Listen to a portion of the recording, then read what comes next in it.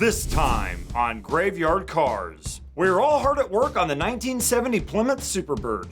Derek hooks up the headlights, Larry installs the headliner, and we bolt up the engine, transmission, and drivetrain.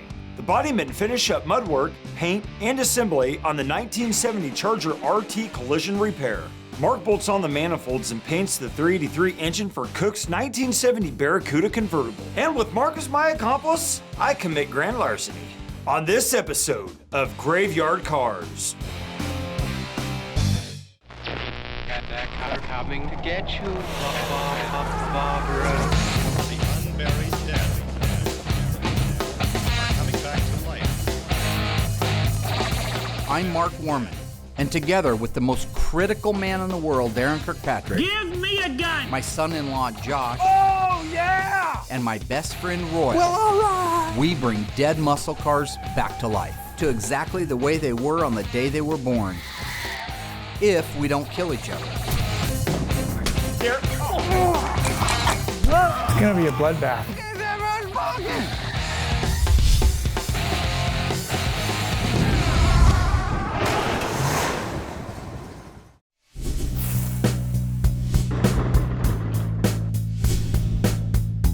Right now we got a ton of things going on at Graveyard Cars. We're moving a lot of stuff into the new building, things that we won't need here. That's engines, transmissions, rear ends, parts, miscellaneous things like that. We still have our 1970 Dodge Charger RT that has to be buttoned up and on a truck in the next week or so to get back to the guy in Oklahoma because he's chomping at the bit to get that car back.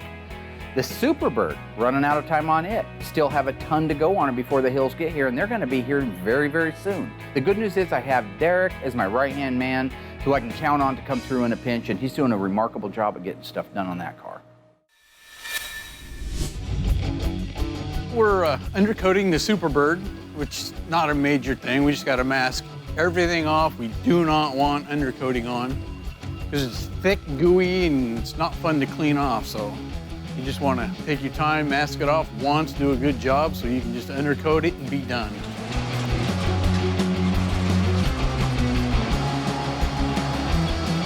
Almost all the cars at Graveyard Cars now get undercoated when they're done. Once the body and the paint's done on them, that's a good time to seal the bottom of them up. We've been using the International Automotive's Value Guard.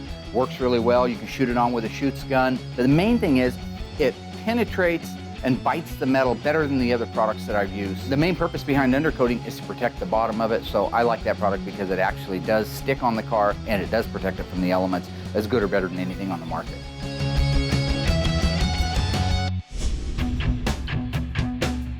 Today, the guys and I are getting ready to marry together the engine, transmission, drive shaft, torsion bars, basically the drivetrain for the 70 Superbird. First, we have to get it moved outside and washed. The wet sand and the buff is done on it, but it's just filthy from the wet sand and buff. So we want to take the Aladdin, give it a nice wash, get it dried off, move it inside. We're ready to make history. It's what we do.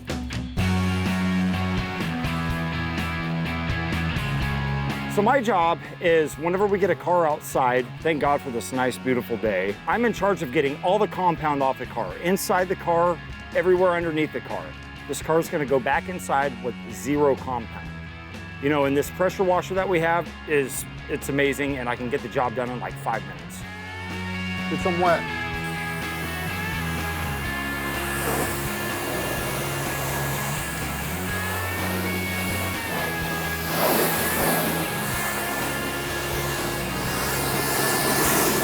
Hey, hey. Oh, you're just on fire, aren't you? You got the inside? Go!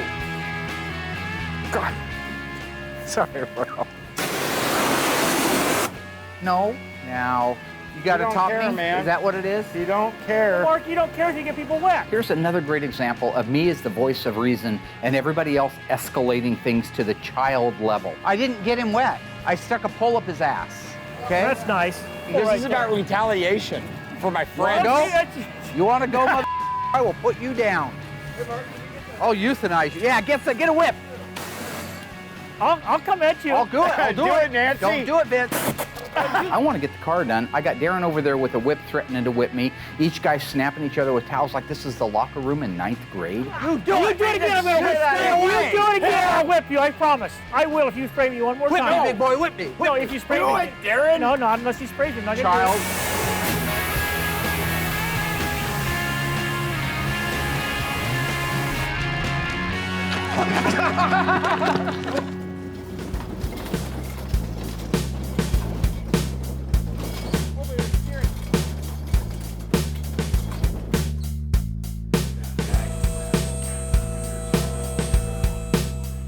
Here's your right hand.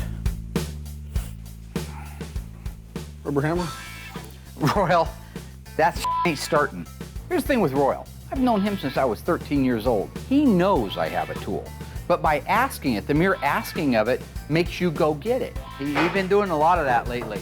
What? Like you're a surgeon and I'm your nurse. I'm not, you don't. Yeah.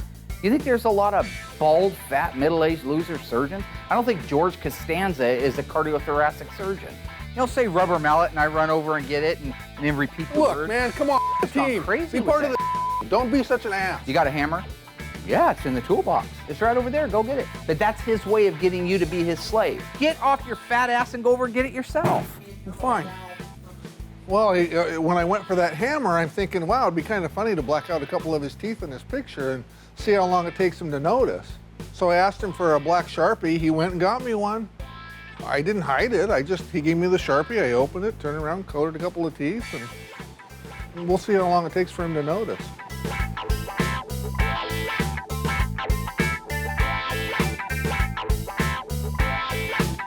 I thought I was a Mopar guy. Thought you were too. I don't know, buddy. Right now, we're still in the beginning stages of putting the engine and transmission in the Superbird, but we do have a lot of things out of the way. The upper control arms are in place. The motor and the transmission are now on a rolling dolly, moved underneath the car.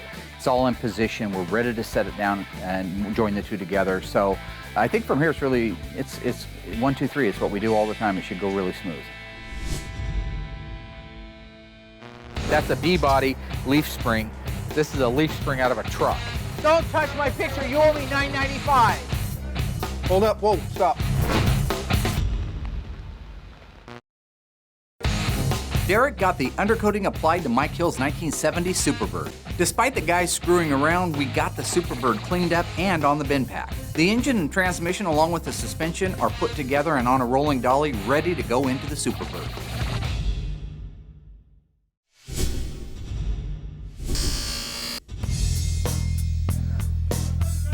Hold up, whoa, stop. Guide that shock in over there, Darren. We're getting ready to lower the car down onto the motor. Mark's got the shocks on them. Everything's built out. They're always a tight fit, but with the shocks on there, it's just something else we got to watch as it's going together. We don't want to have to paint anything else now. What's that? Look up above. A little bit low. Huh? Look up above. Okay. I got a problem with this manifold and the steering gear. Okay.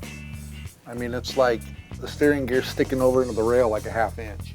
It's almost like the motor's got to roll to get it to fit up in there. We're just trying to figure out the best way to get it in there. I think so. Okay. So you want to yard it forward? Yep. How's that? The only real problem we're having marrying the two together is that it's a really tight fit. Sometimes it will just glide between the right-hand exhaust manifold and the steering gear, and in this case, it didn't, for whatever reason. Sometimes maybe there's a little more play in the steering gear mounting holes, and we have this one too far out. But what we really need to do is just angle it a little bit and get that right manifold past the shock tower, then it would just slide down. I truly believe now, though, gentlemen, it can go to the... I think it can go to the right is what I was going to say. I think it's going to be inevitable to scratch it.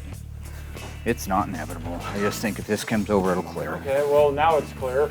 That's why I was saying it just needs to come over this way. Okay, go up. One more. One more? Yep.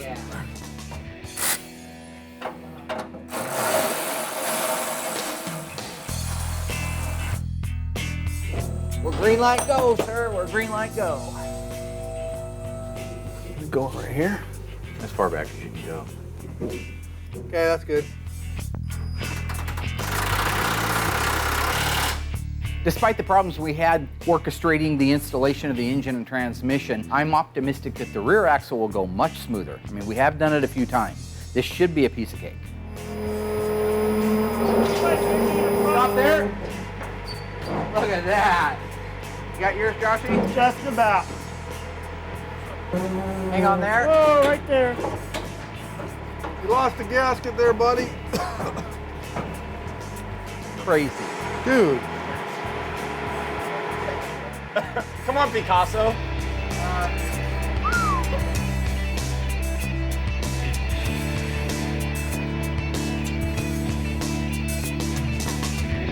Now, buddy.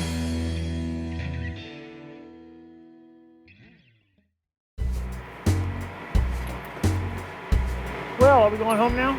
Huh? We're going home now? Yep. Let's go. Where's this go? You, who did that? Who did that? I really didn't think you would notice that quick. I should have known the way he looks at his picture all the time and watches himself on the TV. Did you do it? Did you? That's what I needed the pen for. You got me the pen. Oh, you're trapped, bro. You got me the pen. Royalty, man. No. Don't touch my picture. no, You owe me no. $9.95. Just don't mess with it. He's only Mondo sold fix it on one. Monday. When you walk over to somebody else's property, such as my toolbox, and you open it up and you desecrate a very famous, a very popular photograph of me, I think that you suggest to your peers your own mentality. That's awesome. You look like Mr. Ed. You know, for the guy, the owner of the toolbox, to open up the door and see his own face, like, it's sick. I'm glad Royal did it. It hopefully even put Mark in check. I think that while my teeth may be the one blacked out in the picture, his teeth are the ones that get blacked out when you think about him in the real world doing his thing. All y'all. Piece of inbred hillbilly.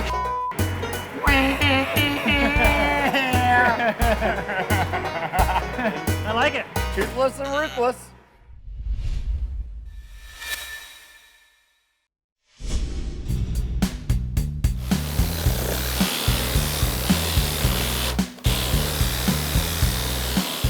The collision job on the Charger is moving along. Once the sheet metal is on and welded up in the factory places, then it's time to do the cosmetic work, which is the plastic filler over all the panels. Make sure that they're square, that they're straight, that you got good gaps. Then you're ready to primer them. That'll be what comes up next. After the primer gets blocked, then reprimed, then reblocked, and ready for the Sublime Green paint. One of the things that I will stray away from the OEM appearance is the finish of the paint. An original manufactured car, it was done in a single stage enamel. It was real orange peely. It had runs, it had transparent spots where the robot didn't get enough paint on it. If you're building a car to be judged in OE class, then that would be the way you would do it. But most of my clients, all of my clients to date, have preferred to have a better paint, a better finish on it than what it would have been OEM. So whenever I can, that's the finish I like to put on a car. You know, I'm pretty fortunate right now. I've got good body men working here. I've got good painters. I've got good assembly guys. I can turn a certain department loose like that and know that when it comes out of there, that it's square, that it's straight, that it's flat. I'm fortunate to have a good group of guys working here.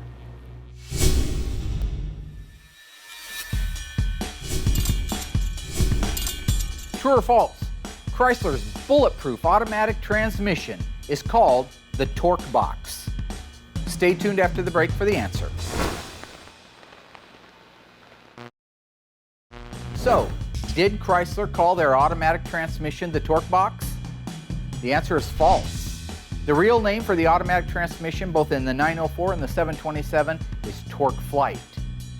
A torque box refers to an area in the substructure of a unibody car that ties the unibody together with the floor of the car. Visit graveyardcars.com to learn more. Even though Chrome Dome thought it'd be funny to destroy my own personal property, we still managed to get the engine, transmission, and drivetrain installed in the Hill 70 Superbird. Now I can finish installing the manifold on the Cook's 383 engine so we can get it painted.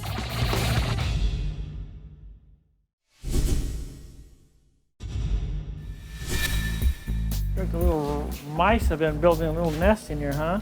Yep. Wow. Most of the cars we drag in has had some kind of creature in it. A while back, Josh and I had finished assembling Kimberly Cook's little 383 two-barrel engine. I hadn't had a chance to paint it in the last couple of weeks because I'd just been busy on other cars, but I'm glad I didn't because I had forgot she was changing it over to a dual exhaust. I went out and rounded up a pair of exhaust manifolds that are the HP manifolds. It would be correct if it had been a dual exhaust HP engine, and that's what Tweedledum and I are getting ready to put on so we can get this thing in the booth and paint it. It looked like a good manifold, so I'm hoping. Are the other manifolds cracked? Yep. Both of them? The first one I got, I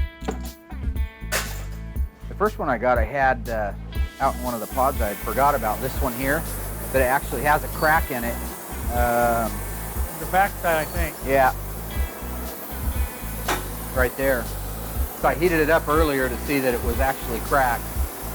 So I can have that welded up later and use that on a different car, but Kimberly's I want to be really nice. The thing mine was there, you take the manifolds off. I would have it. took them off of you. Put those back on. Absolutely, I would have. Mine was cracked to begin with, What's right? the problem?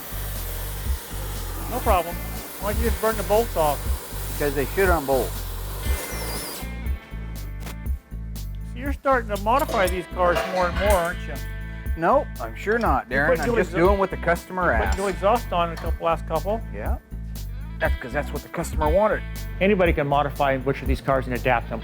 It takes true craftsmen to bring the car back to what they were originally. Yeah, I can see the tide changing here at GYC. Mark at first was just all OEM, OEM, OEM, OEM. Darren loves picking. That's all this is the car's not OEM. And if I had put single exhaust back on it, he would have said, why didn't you put dual exhaust on it? You need to be on one thing, either OEM or modified. No, Darren, it's not how they came from the factory. I thought you knew that. I thought you were a Mopar guy. Oh, I am. How many 383 two barrels had dual exhaust? How many 318 two barrels had dual exhaust? What are you doing? Just watching.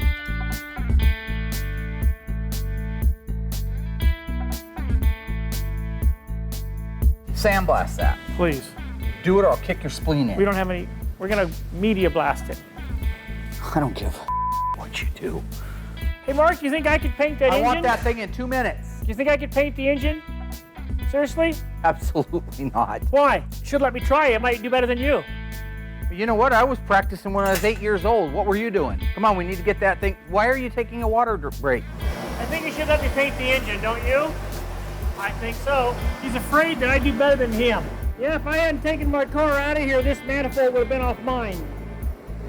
Okay, blow it out. Let's put it on. It's cracked. It's cracked. Right there, see it? That's the last one. Except for the one on We've my used car. every single one. Do you have one on your car? Yeah, we're not taking it off. I'll hook up the exhaust and everything. Dang it, it's just same old. Why in the are these? I went through 100 of them Look and at never this. had That must one be crack. that's the same spot. Look at that. It's got to be a weak point. Look at that. I put a lot of the 383 440 HP manifolds on. I've had an occasional crack one, but right now I'm just running through a slew of them. The engine needs to be painted with that manifold on there. I can call Tony D'Agostino. He'll have it in stock. I can guarantee you that. But it's still going to be 3 to 5 days away unless I want to pay some ridiculous amount of shipping, which I don't. So it creates a real problem. I'm telling you right now, if Tony can't get me one in the next couple of days, I'm taking the one off your car. No, you're not. Yeah, I most certainly am. Your car's in Josh's garage. You're not getting my manifold, exhaust, and everything's all hooked up to You it. don't need it. You're I never need going to it. do the car. Darren's not going to know, all right? This car's out of Josh's house in the first place, so he doesn't even know. He's never going to work on the car, all right? So I'm just going to take one of the broken manifolds, put it on there in case the unlikely event he goes and looks, because the crack won't be able to see it once it's on there. Take his manifolds so I can get Kimberly's engine painted. You know what I'm saying? Darren's that guy. He doesn't understand. You can't go to him and say, hey, dude, can I borrow your manifold for a couple of days? Oh, no, you're not, Marcus. It's just easier to ask for forgiveness than it is to ask for permission with him. You know what I'm saying? What are you talking about? What? What were you talking about? Oh. Okay. Getting ready to install the headlight doors and buckets in the 70 Superbird, which is going to be, yeah, lots of fun. Just get it done. With any luck, Darren and Royal would show up and help, but we're not going to hold our breath on that today. It's not really hard, it's just time consuming. Everything you move one side, then you're adjusting the other, and then it's back and forth. It just eats up quite a bit of time, part of the day. And they're not like it's something we do every day. It's a Superbird or Daytona only part, so this assembly has to fit in here from the back. Fits in. Once it's roughly in place, we have 3 bolts, nuts on each side. which allows this headlight door to come 6 different directions, basically, in, out, up, down, tilted to the front, whatnot. So just got to get it bolted in, move it around, and back and forth until you get it to where it fits the opening nice and centered. Opens without hitting, catching the nose cones.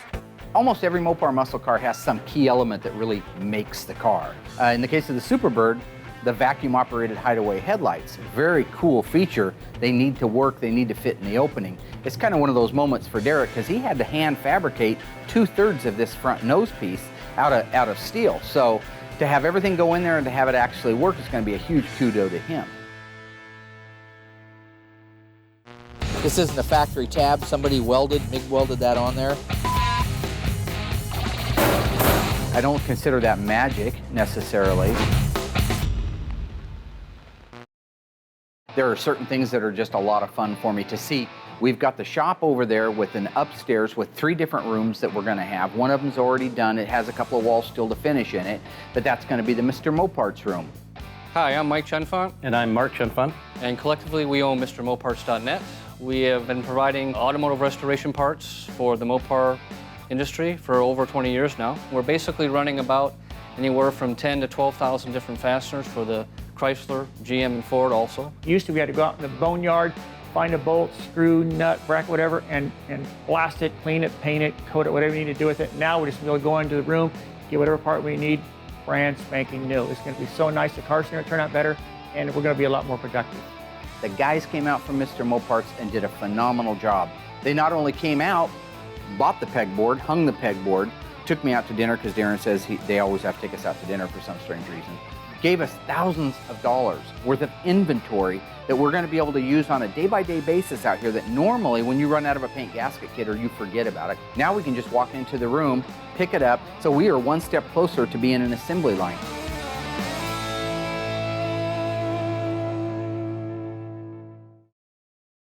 Mr. Mike Hill's 1970 Plymouth Superbird is coming along beautifully. With the undercoating applied, the complete drivetrain and suspension installed, and Derek finishing the headlights, it's finally starting to look like a Superbird. The technicians have finished up all of the bodywork on the 1970 Charger RT collision repair.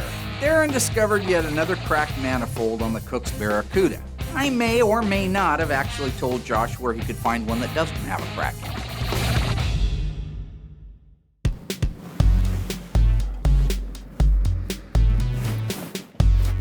So right now, I am at my house. I'm getting ready to pull the exhaust manifold off of Daren'S car. Darren constantly bitches about the condition of his car, that it's not getting worked on. But let me tell you something, 10 years he's had that car. I have helped him. We have gone through the panic modes where we get it running. I just want to get it running, buddy. And I'll drop everything, we'll pull it in, we'll get it running, get it moving under its own power, and then it just sits out back again for months and years at a time.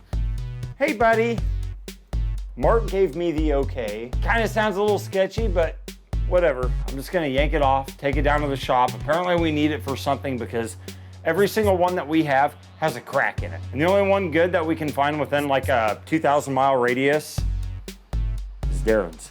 You know, the reason my car had to be moved to Josh's house because Mark was constantly stealing and pilfering parts off my car and never returning them. You know, I'm just gonna pull this thing off, give it to Mark. I don't want no more part of it. I've got parts he's borrowed 5, 6, 7, 8 years ago. He's never returned to this date. You know, I don't want to be caught in the middle of some kind of crossfire, because if that's the case, I'm gonna roll this thing out in the middle of the intersection. First person to grab it and take it can keep it. If you're not struggling, you're not doing it right. If it comes off way too easy, you've done it wrong. Daren'S motor is leaning this way more than that way. I have every socket but the right one.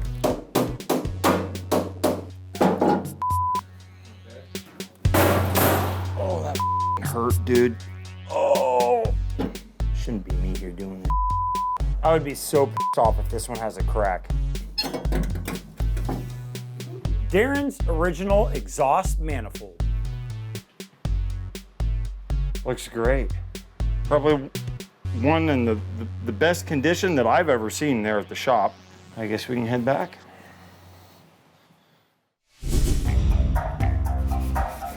Nice. Nice. Oh, you don't want to be the guy to put it on? Nah, he was cool with it. Was he cool with it, bro? Would I tell you he wasn't cool with it? Well, you asked me, am I a thief? Okay, I don't think there's a lot of thieves that rob banks that plan on giving the cash back. All right, here's the deal. I'm gonna order him a pair of HP exhaust manifolds from AMD. And by the time he figures it out, because it takes him years to get out there and check it, he can't be mad because I already got him a brand new pair. You see, there's a method to my madness. Yes, there is. I borrowed the manifold so that I could finish a very important customer's car. This is about the customer. We should be coming together as a group for the good of the company, you know? You just gotta trust me. I got everything handled. There's nothing to worry about. Okay, when you go to put that on, you usually gotta give it, like these get a little bit banged up. Okay. Because they're just tin. Right. So try to get that to, if you need to force it on there, you can do that. There you go. Didn't it just go on? Yep. Okay. I think that wire drops down there, feeds there, and then right into it. That's what I think. And the front one's a 4-split. See? Just like that. These are the special long nuts, the sleeve nuts they call them. See, there's threads in there because these manifolds have a hole in them. Here you see the manifold's exposed, you just put a nut on it. But back here, if you went to try to put a nut on it, how are you ever gonna get a socket on it? You're not. So you have to put this in there. That's a factory Mopar deal there. Now the original ones, at least on the ones that come off most of these, did not have these threaded holes in them. So Yeah, I noticed on Daren'S they were just regular. nothing there. Yeah. Now just remember, you want to do this. You want to straighten these back out once you get the manifold on, or you'll have a hell of a time putting your plug wires on, right? And then let me show you something. See these plugs? They were in at the factory and they just taped off the electrode on the end. So anybody that gives you crap about why is he doing all that, why is he putting on all this stuff, the manifold, it's all factory. I can run those down and then we, miraculously, will be ready to roll it in the booth and paint it. Chrysler Corporate Blue. Let's roll it in there, monkey.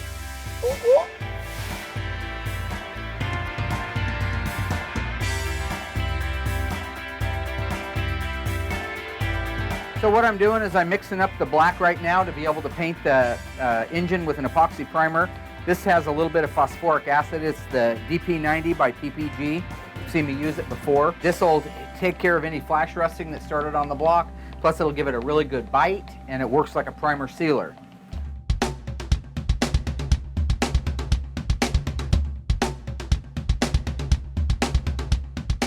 I've been painting cars for 25, 30 years. That means everything. That means not only blocking the cars and getting them ready and making sure that they're massaged to perfection, but actually laying that paint out, laying the base coat, laying the clear, laying the single stage out.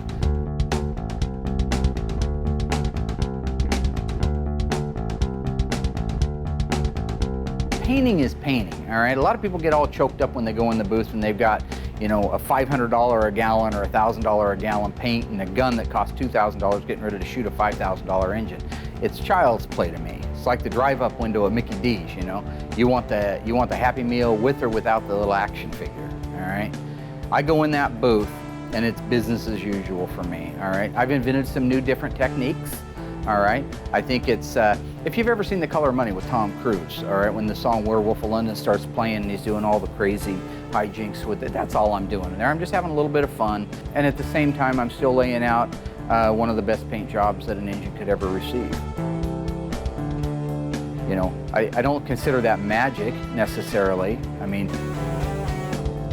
I'm not a wizard, okay? I'm just a person laying some paint out on a car that happens to be able to do a 2.5 turn reverse on a moonwalk at 60 pounds of air pressure. Now you decide.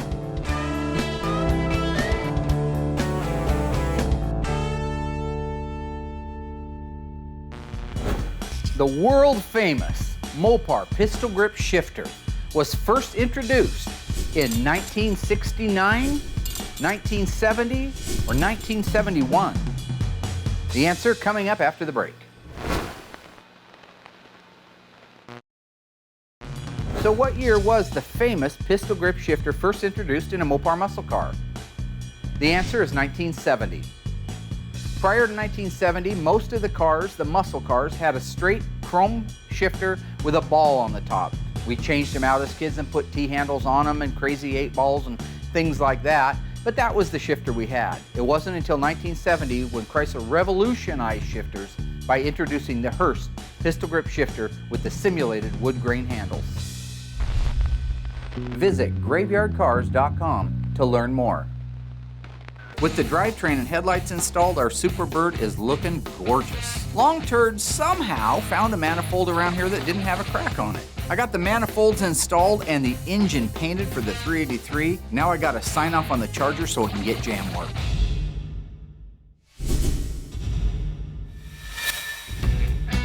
They're getting ready to do jam work on this car, so I'm just kind of giving it a once over to make sure it's actually ready to spray. That's where they do the insides of the door jams, inside of this jam, inside of here. Looks good, looks a lot better. Whoever had this car before just butchered the crap out of it. I'm working on the Dana right now. I just had to call the guy and tell him that it's not an original B-body Dana, it's actually out of a truck. The Dana 60 came in a lot of trucks and they were very cheap. You could buy a Dana 60 out of a Ford F-250 for $100, where one of these for a real B-body was $2 grand, $3 grand for the rear end. So here's the rear end that came out of the car. The car is an original 410 Dana car, but this isn't an original 410 Dana. In the case of the Dana rear end under the Charger, I don't know if when the owner bought the car if he knew that it was just a truck rear end. The Dana 60 came underneath a lot of trucks. The difference is between a car Dana, and a truck Dana is that the car Dana has provisions for an automobile, such as self-adjusting rear brakes, the pinion snubber, the leaf springs are different. As soon as they got the rear end out where I could look at it, I realized that that's what it was, a truck rear end, which is still a good rear end, but you just have to make some modifications. This isn't a factory tab. Somebody MIG welded that on there. Same thing for that tab right there, because trucks didn't use that. They wouldn't have had a purpose for that. One of the leaf springs was bent, so it had the truck-style leaf springs and some modified brackets to hold it in place. See, this has 4 bands that just go together, 1, 2, 3, and 4. I happen to have a nice set of the correct stacked leaf springs that would go underneath that car. That is a B-body, that's a Mopar Performance, but that's a B-body leaf spring. This is a leaf spring out of a truck. So I just donated them to the cause. I had a little bit of money in the estimate anyway to re-arc that leaf spring that was under the car. So I could go a little bit above and beyond and give him actually a pair of matching leaf springs that are right for the car. And then here's this brakes the poor guy was driving around on, and the rear brakes were completely worn out and falling apart. The meat was like an overcooked turkey was falling off of the actual backing plate of the drums. So I also donated a complete rear brake job.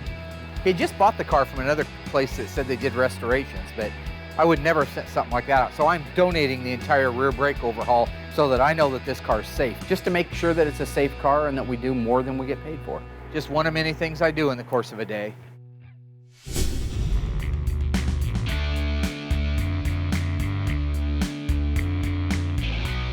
The headliners in these NASCARs are tricky. If it was just a regular top 1970 Roadrunner, Larry could knock out that headliner in probably 3 or 4 hours. But these have the fastback on them. These have that plug that goes in the back. So that headliner runs from the very front all the way to the very back. And there's a lot of intricate turns. There's a lot of changes inside there that have to be adapted and accommodated for so that you have a good fit. You need good vendors, good subcontractors. Larry's a great example of that.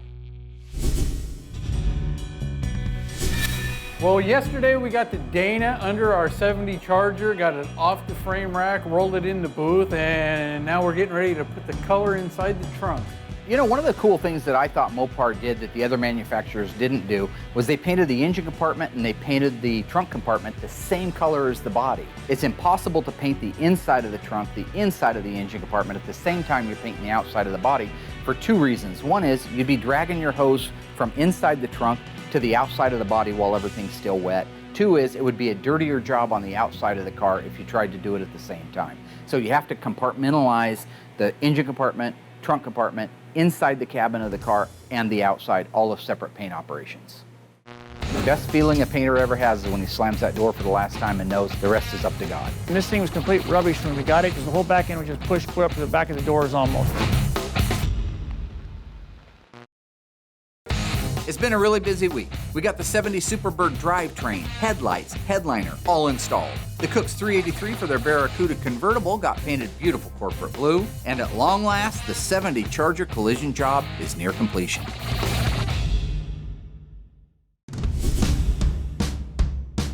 If you're going to do a quality job on a restoration or on any car in the way of painting, there are just certain things that have to happen.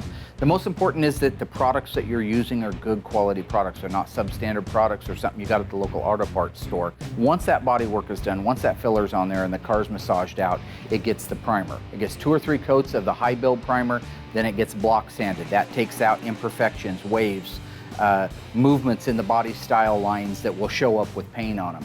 Then it gets reprimered. Then after the reprimer, it gets blocked again. Those are all the steps that are necessary before you apply paint. Once that's ready, you mask the car, you make sure that everything that's supposed to have paint on it gets paint on it. Once that's ready, you mix up your sealer, you apply 1 to 2 coats of really nice sealer, then you're ready for your base coat, clear coat, walk away.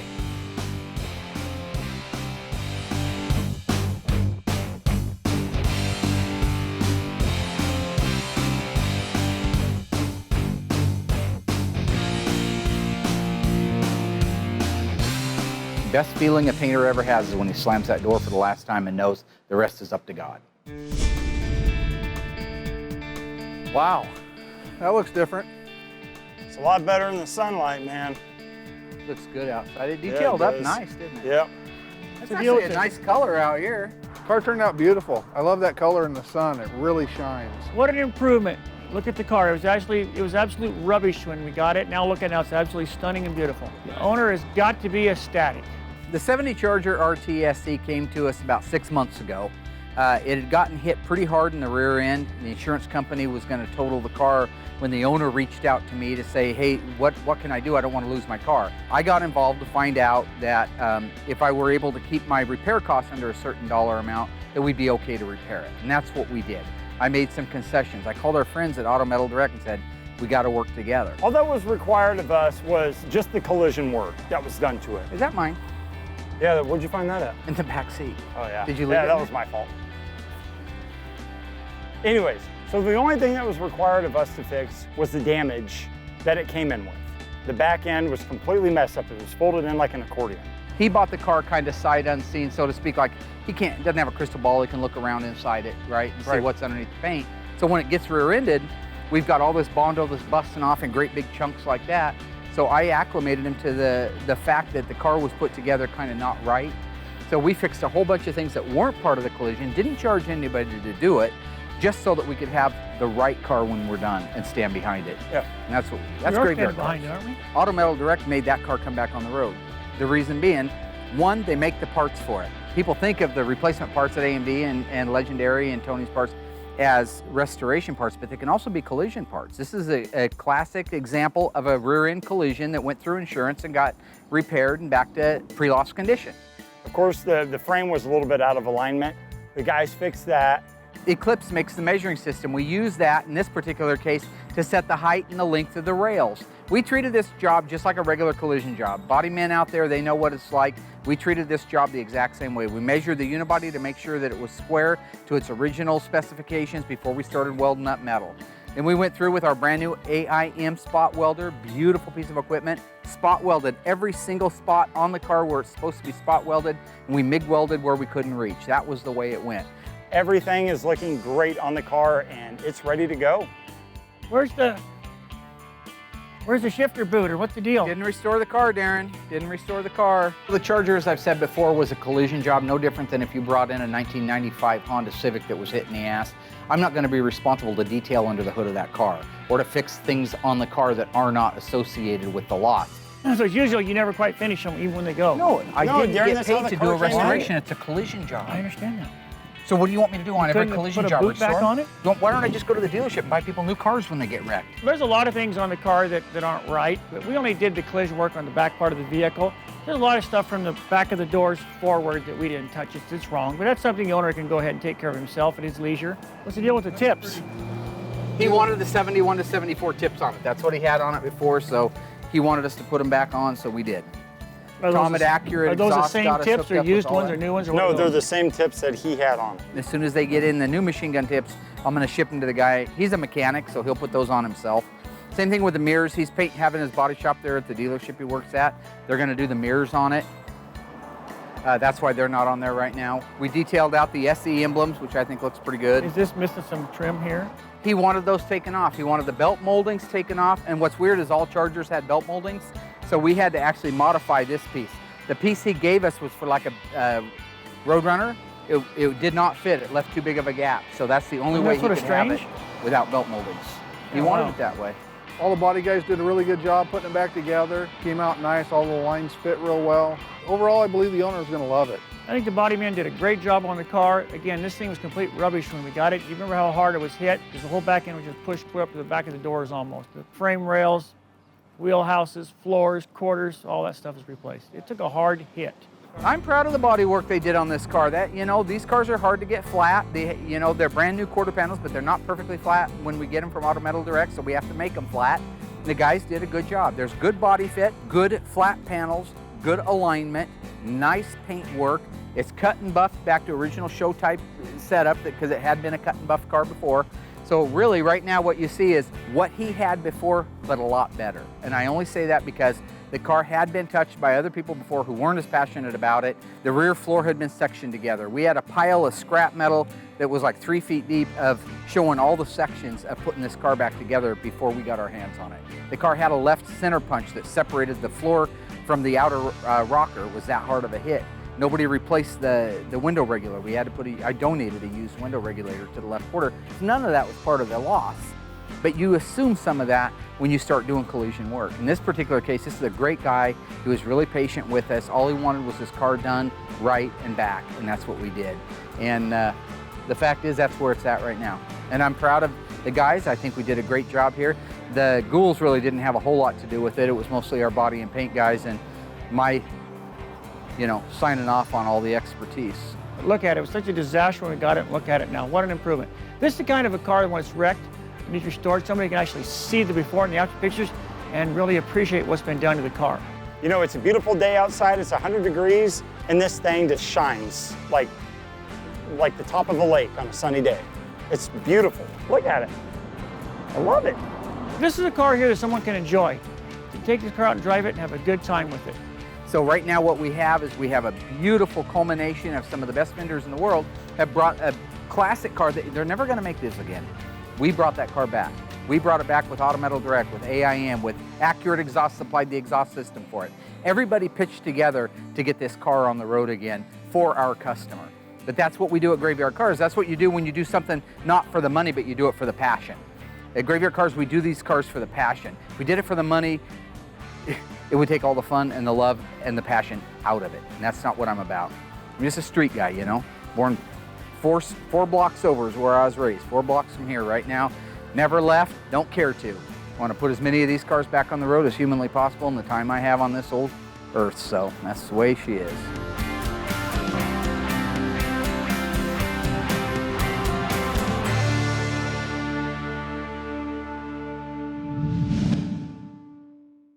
Next time on Graveyard Carz, the Hills will be here soon to pick up their 1970 Plymouth Superbird. Mark, how much time for the car's got to go down the road? 2.5 weeks. Wow. The final assembly has started, and we're firing on all cylinders. We need to install the remaining decals, the wing, the bumper, tail lights, license plate lights, emblems, the seats, and we need to get the motor running. We also need to install the heater box and dash for the convertible Barracuda. We have a lot to do, and we will get it done. Coming up next time on Graveyard Carz.